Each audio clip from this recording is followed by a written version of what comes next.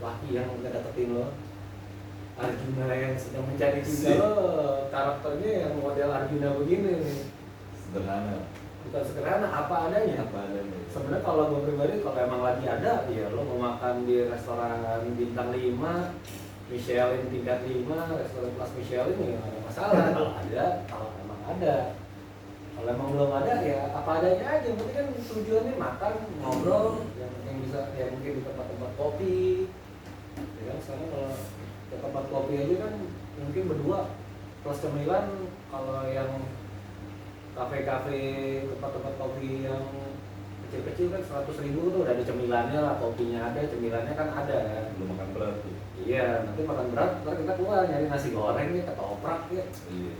Ada yang penting kan bisa ngobrolnya kayak gitu. Jadi ya memang gitu lah kalau gua untuk di mengejar perempuan. Benar. Tapi sebenarnya gini, kalau misalkan lu baca bukunya Yuval Noah Harari itu juga dibahas tentang masalah bagaimana peradaban Homo sapiens itu dibangun dengan fiksi. Cuman agak ada pemahaman yang ekstrim lah kalau yang gue pahami di situ ya. Walaupun sebelum baca buku itu gue udah pernah mendengar soal itu juga, tentang masalah persoalan makna dari fiksi itu sendiri kan. Kayak misalnya gimana sih lu bisa mengatur banyak orang, mengatur satu negara, satu bangsa gitu kan. Sementara kan susah kan ngatur. Ya, kita zaman kerja dulu satu mungkin tim 10 orang aja susah gitu. Kita satu kayak negara itulah. juta-jutaan gitu. Ya akhirnya yang dibangun adalah fiksi. Misalnya salah satunya ternyata produk budaya pun jatuh fiksi gitu. Menurut yang gue baca di situ ya, fiksi gitu. Orang akhirnya membangun di situ norma-norma, nilai-nilai apa segala macam. Kayak agama juga berarti dong. Nah cuman kan kalau kita bahas di situ itu nantilah gitu kan. Karena gue kaitin dulu ke soal masalah kehidupan sehari-hari aja gitu, biar lebih mudah dicerna orang gitu ya.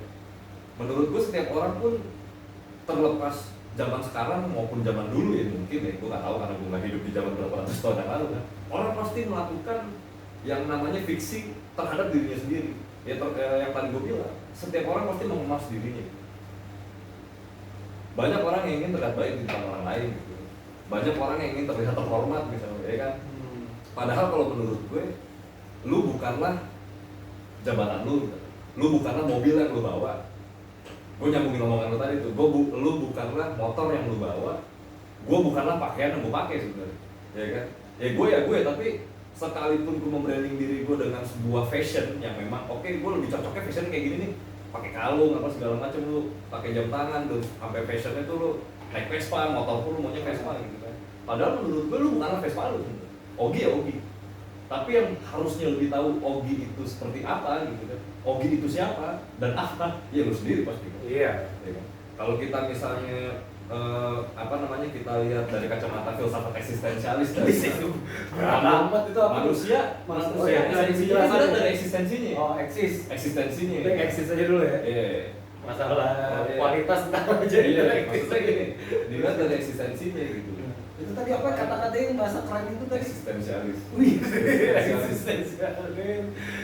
Orang kita baru tahu apa ya, mungkin bukan esensinya ya. Kita baru tahu mungkin apa sih nilai guna seorang Alan dari eksistensinya. Misalnya, oh iya Alan apa sih? Oh dia seorang desainer misalnya. Ya Ogi apa sih? Oh Ogi anak Vespa gitu. Dia orang yang punya bengkel workshop Vespa gitu. Tapi itu juga menurut gue tidak cukup untuk mendeskripsikan siapa si orang itu sebenarnya. Ini orang itu. Ya lo tahu kan Mas Dan? Oh iya Mas Dan musisi gitu. Musisi rock. Yang tadi gue bilang bahwa lu bukanlah mobil yang lu bawa, lu bukanlah pakaian yang lu pakai.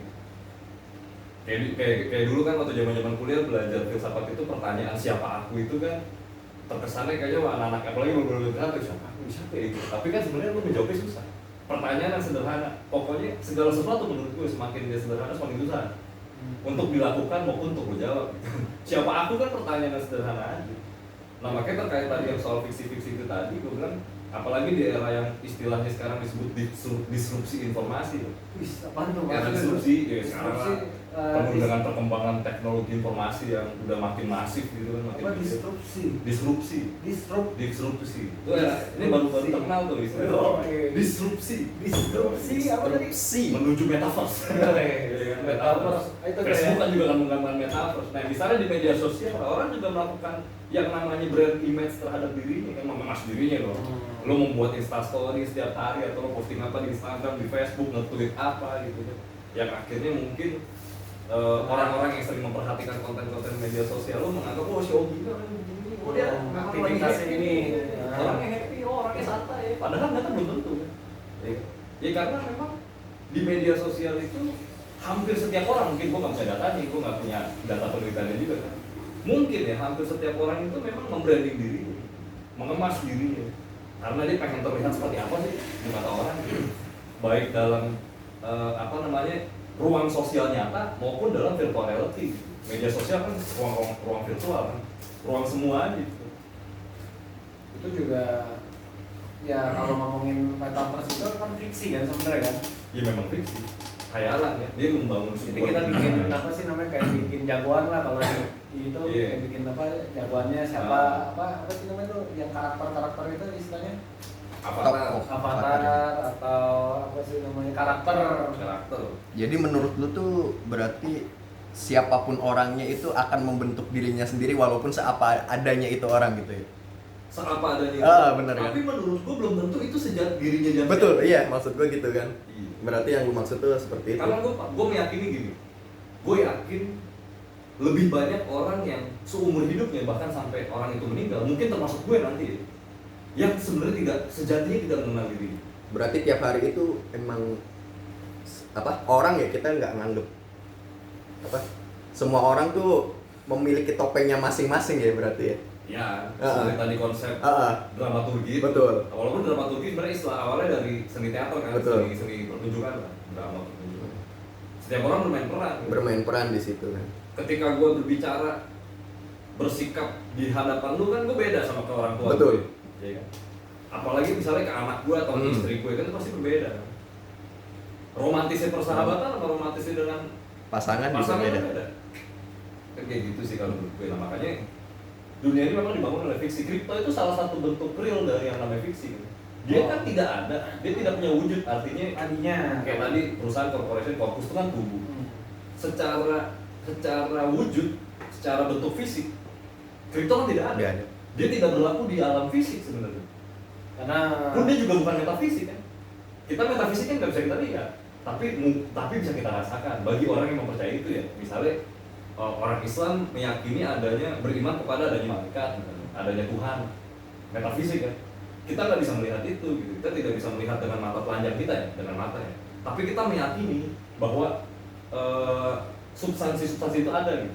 Nilai-nilai yang dibentuk dari cuma sekarang ketika kita misalnya kita bicara kripto ya, mata uang digital, dia kan secara wujud cuma bisa kita lihat di dalam layar laptop ya kan, layar TV gitu, layar handphone, tapi kan wujud fisiknya kan nggak ada. Tapi bisa jadi alat tukar, bisa jadi alat tukar, alat jual beli lah.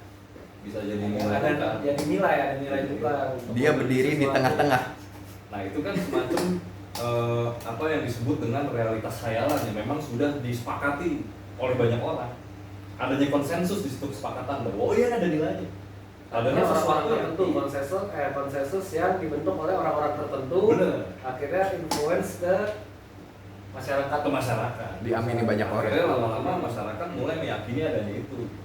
Sekarang kalau misalkan kita tarik 1000 tahun yang lalu, mungkin yang namanya PT atau perusahaan perseroan terbatas itu belum tentu ada, ya kan? Perusahaan mungkin nggak yang sekarang terstruktur kayak sekarang lah. Perusahaan 1000 tahun atau 2000 tahun lalu, gue nggak tahu ya gitu. Yang namanya lu berangkat kerja ke kantor pakai kemeja kan belum ada zaman dulu kan. Iya, kalau sampai akhir era revolusi industri gitu. Kalau ngomongin dulu yang masalah PT itu ya mungkin dia dari kepala suku kali, iya dari kepala suku. Jadi kan lu jadi kepala otomatis lu nih yang ngurusin berburu siapa? Ya. Orang udah berburu. Itu udah model organisasi tuh. Ya kan ya organisasi itu kan terbentuk dari 2-3 orang ya, atau 3 orang yang memiliki visi atau misi yang sama. Gak tahu gue. Karena yang gua tahu Terdiri gitu. minimal 2-3 orang. Iya 2-3 orang. Kalau nggak ada orangnya, kalau Iya dia masih organisasi berarti kan. Ya berarti enggak ya kalau ngomongin simpelnya kan ya itu. Mungkin dari berpasangan dulu. Iya.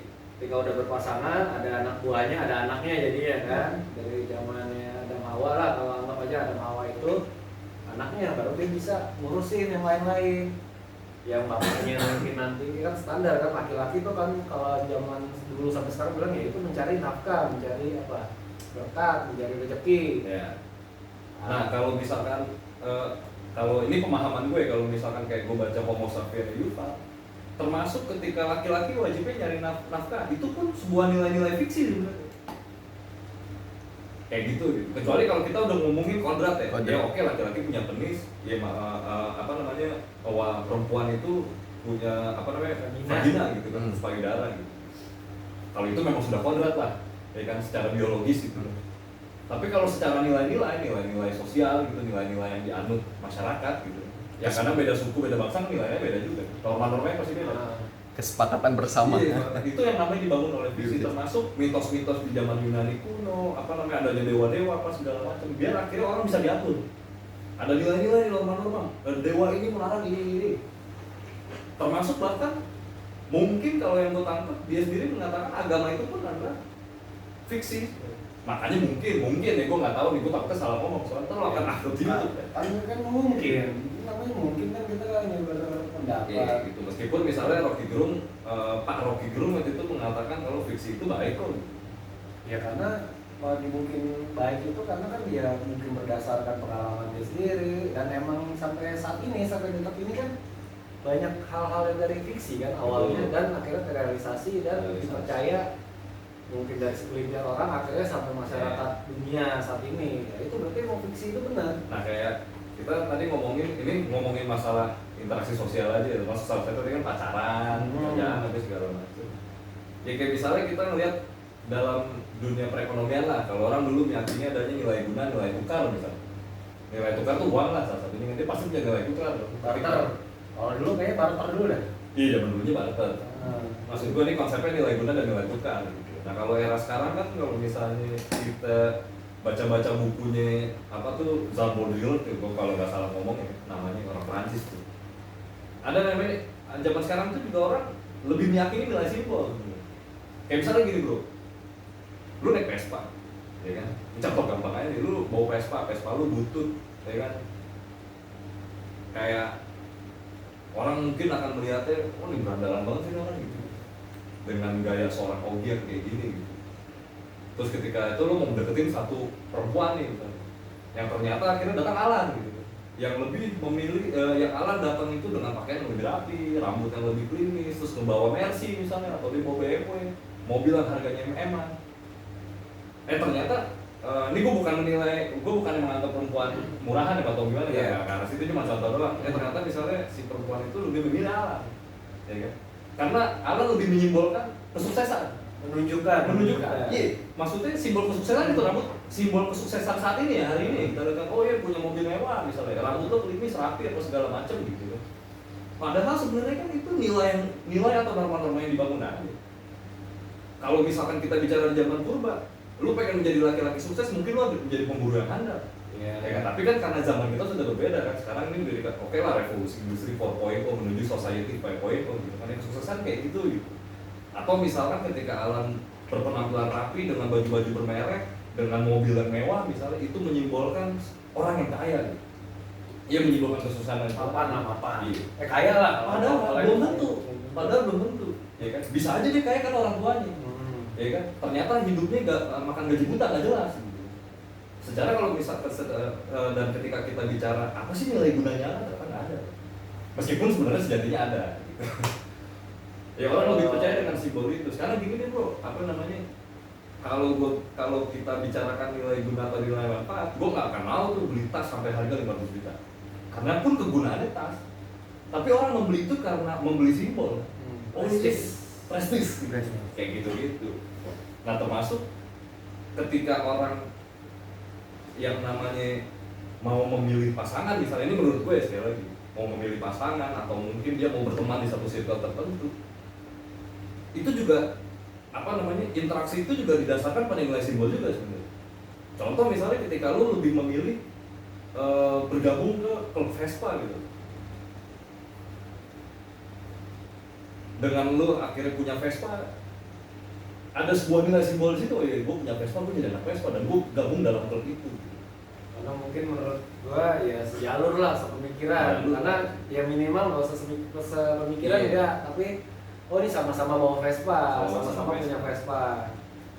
Sampai kadang fashionnya pun udah diatur gitu. Seperti ada sebuah tren yang diatur gitu. Menurut gue dibentuk ya, bukan diatur, maksudnya apa ya, dibentuk. Terbentuk lah. Akhirnya terbentuk gitu. Ada satu peristiwa, oh ya kalau anak punk itu harus begini pakaiannya, rok itu harus begini, mungkin identik dengan itu padahal sebenarnya nggak juga gitu kan.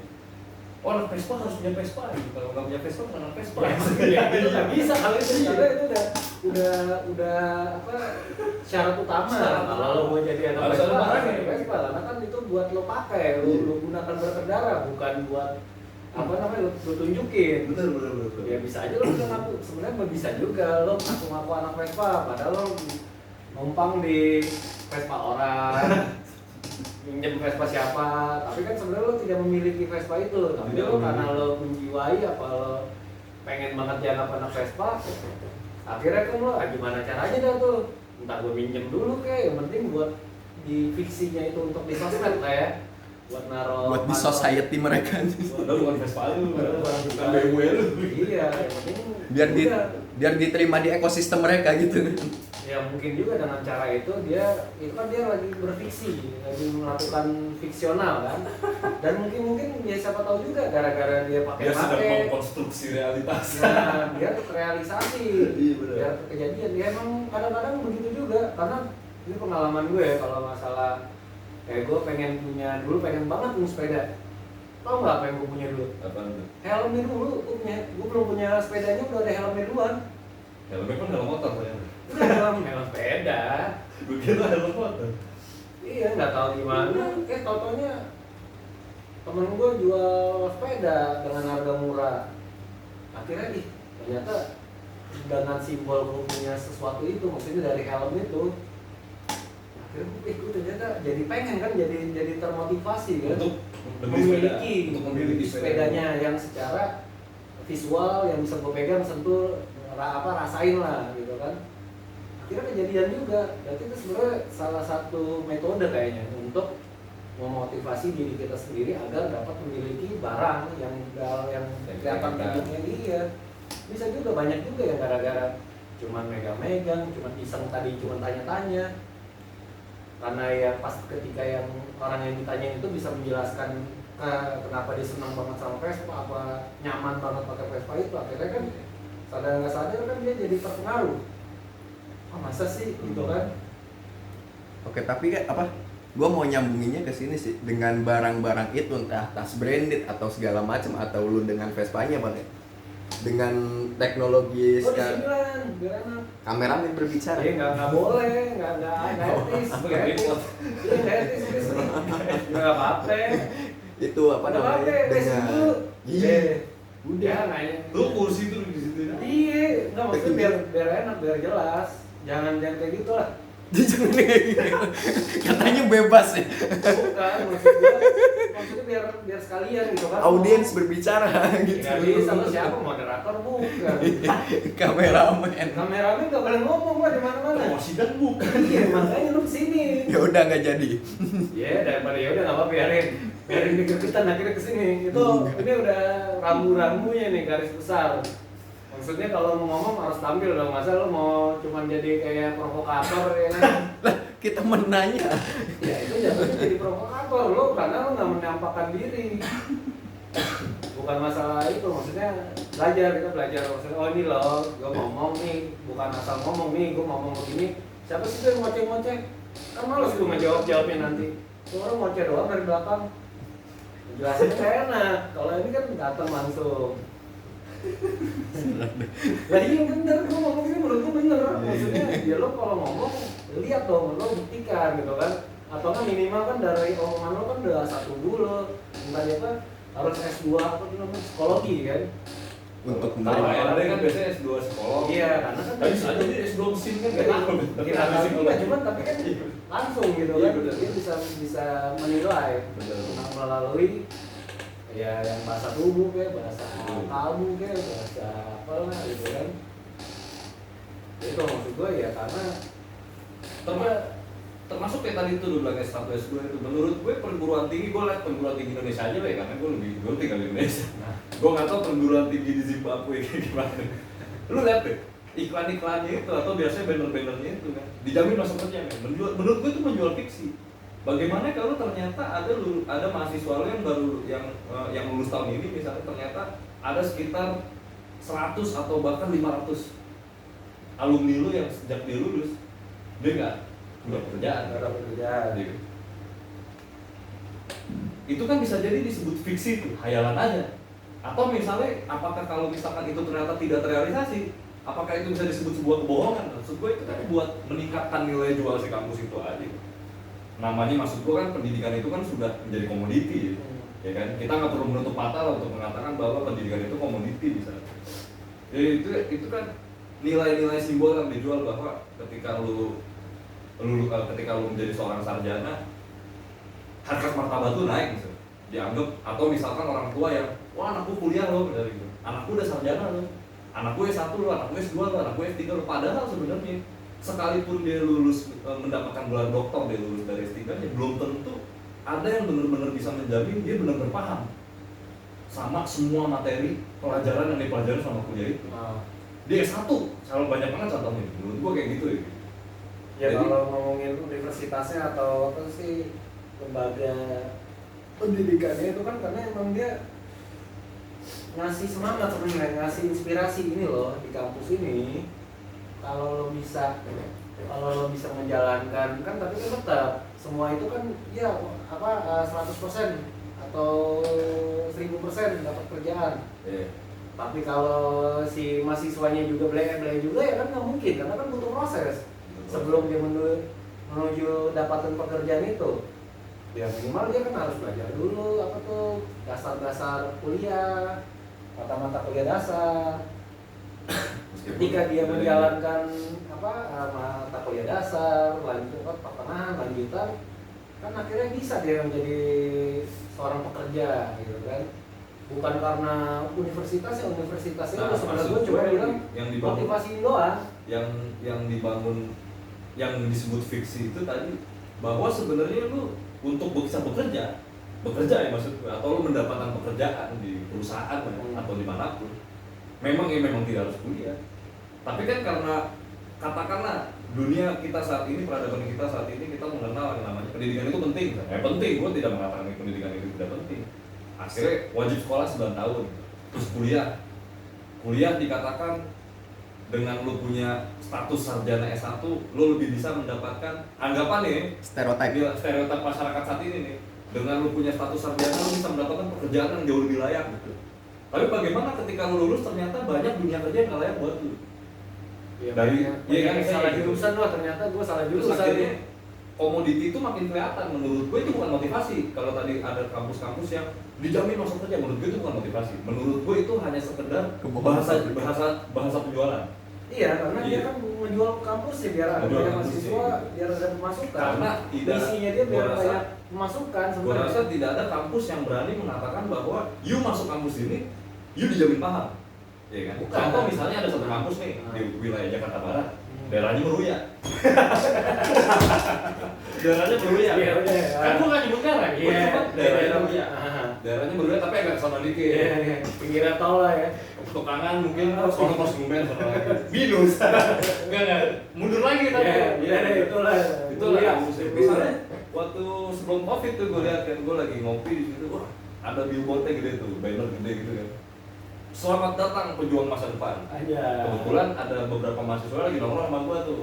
Habis anak baru, lo lagi teater. Enggak anak baru juga, emang udah kuliah paling semester 4, 5 gitu. Terus gua tanya kan, selamat datang pejuang masa depan. Nah, menurut gue itu bahasa penjualan aja. Iya, karena Itu masih bisa dikritisin tuh. Kenapa?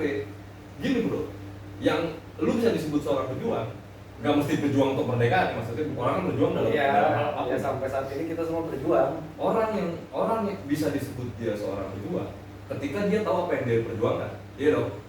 Betul. Bagaimana lu bisa disebut pejuang sementara mahasiswa lu mungkin kalau lu riset mungkin sekitar 80% atau bahkan 90% tidak tahu apa yang dia perjuangkan. Buat gue ketika misalkan oke, gue memperjuangkan kelulusan gue untuk menjadi sarjana, tapi menurut gue kita kuliah itu bukan tujuan. Kuliah itu bukan tujuan menurut gue. Salah satu proses gitu. Salah satu proses. Jadi kita kita kuliah S1, S2, S3 itu kampus itu atau universitas itu menjadi jembatan untuk mencapai tujuan kita. Gue pengen pinter di bidang filsafat misalnya, atau gue pengen pinter menjadi ahli nuklir. Menurut gue yang gue yakinin, gue harus kuliah nuklir. Gue pengen menjadi seorang ahli mesin. Menurut apa yang gue yakinin, gue harus kuliah mesin. Ya kan? Kan kayak gitu. Artinya kampus itu adalah sebuah jembatan. Jembatan aja. Salah satu proses yang harus kita lalui lah untuk mencapai tujuan kita. Level maksudnya pintu lah atau level lah kalau main. Meskipun kalau misalkan gue mengutip pemikiran Nietzsche mengatakan bahwa manusia itu bukanlah tujuan melainkan jembatan. Itu pun gak ada salahnya menurut gue. Jembatan itu maksudnya atau broker. Iya, kayak misalkan kita ngelihat Soekarno lah dan para pejuang di era itu ya, para pemikir-pemikir di zaman kemerdekaan dari mulai pra kemerdekaan sampai ke pasca kemerdekaan, apa yang bisa kita nikmatin hari ini kan jembatan yang udah mereka bangun dari zaman mereka gitu. Iya. Ya kan? Bagaimana perjuangannya itu peristiwa menjadi sejarah gitu, Indonesia merdeka dan kemerdekaannya pun dilalui dengan berdarah-darah sampai hari ini gitu. Sampai akhirnya generasi kita bisa hidup senyaman ini gitu kan. Nah, terus tadi balik ke masalah kampus itu, sementara ketika gue tanya ke 5 orang yang notabene mahasiswa di kampus itu tidak tahu apa yang diperjuangkan sebenarnya. Jadi bagaimana lu bisa mengatakan tanpa ada riset, tanpa ada kajian dulu, tagline begitu besar gitu kan, selamat datang pejuang masa depan, ya kan? Sementara misalnya ternyata jangan-jangan kampus itu ketika sekian ribu mahasiswa yang daftar masuk kuliah di situ, kampus itu tidak benar-benar mengarahkan melalui dosennya tentu dan melalui sistemnya, misalnya sistem pendidikan yang dibangun oleh si kampus itu gitu. Tidak benar-benar mengarahkan atau yang tadi lu bilang memotivasi mahasiswanya untuk memiliki tujuan, ya kan? Untuk memiliki tujuan misalnya. Contoh kasus yang paling klise, orang di semester 4 baru sadar kalau dia tidak passion dengan jurusan yang diambil misalnya. Dia tidak punya hasrat, dia tidak punya keinginan di situ. Karena ikut-ikutan atau mau deh atau enggak asiknya di situ kali ya, nyoba-nyoba dulu. Nah. Karena orang beda-beda juga kan. Ada orang yang dia misalnya lu pengen menjadi seorang ahli nuklir, gue juga pengen jadi seorang ahli nuklir. Tapi ternyata lu hanya butuh waktu 5 tahun untuk menjadi profesional di bidang nuklir. Ternyata kalau gue butuh 15 tahun gitu. Ya proses belajar orang juga beda-beda. Iya. Tapi kan ternyata ya tujuannya karena mau menjadi ahlinya itu kan. Tapi emang prosesnya, mungkin penangkapannya, penangkapan materi-materi, pelajarannya, mungkin yang satu orang ini lebih cepat, dua yang lainnya lebih lambat, ada yang sangat lambat, ada yang mungkin udah tarik mundur ternyata bukan gua nih ternyata kan di situ. Tapi ya itu tetap kan, berarti prosesnya itu kan tetap butuh prosesnya itu. Jadi menurut gua pemasaran yang dilakukan oleh kampus-kampus khususnya swasta biasanya kan ada iklan-iklan itu fiksi aja. Karena gini, sebenarnya hayalan yang dibangun seolah-olah itu nyata gitu. Seolah-olah itu realitas. Ini adalah realitas. Contoh misalnya satu kampus, gua pernah ngeliat iklannya gitu ya. Ada satu orang bawa motor ninja.